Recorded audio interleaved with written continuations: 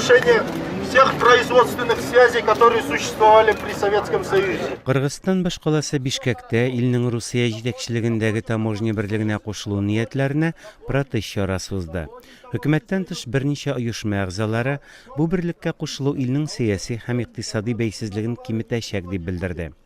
Таможня берлегенә хәзерге Русия, Беларус һәм Казакстан керә.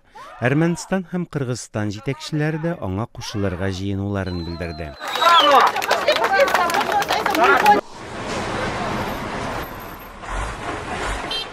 Пакистанның төньяк-көнбатышындагы Хабар вилаятендә Әфганстандагы НАТО хәрбиләренә кирәкле әйберләр алып баручы йөк машиналары кәрванына кораллы кешеләр һөҗүм итте.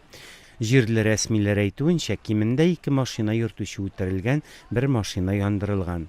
Һөҗүм итүчеләрнең Калашников автоматлары һәм граната аткычлар белән коралланган булуы хәбәр ителә.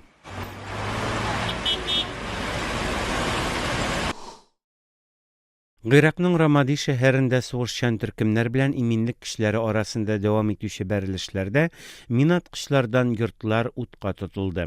Ел башыннан бирле Рамади һәм Фәлүҗә шәһәрләрендә, шулай ук Анбар вилаятендә Әл-Каидәгә бәйле Гыйрак Ислам дәүләте, Ливант һәм башка сугышчан төркемнәр арасында бәрелешләр бара.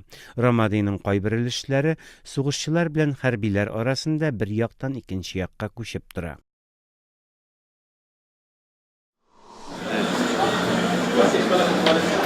Сүриянең Конституция мәхкәмәсе президент сайлаудагы 3 намзәтнең шул исәптән президент Бәшәр Әсадның 3 июньдә үтәчәк президент сайлауга намзәт буларак теркәлүен раслады. Мәхкәмә намзәт булып теркәлергә теләгән берничә кешенең мөрәҗәгатен кире какты. Әмма аларның алдагы көннәрдә апелляция белән мөрәҗәгать итү мөмкинлеге бар.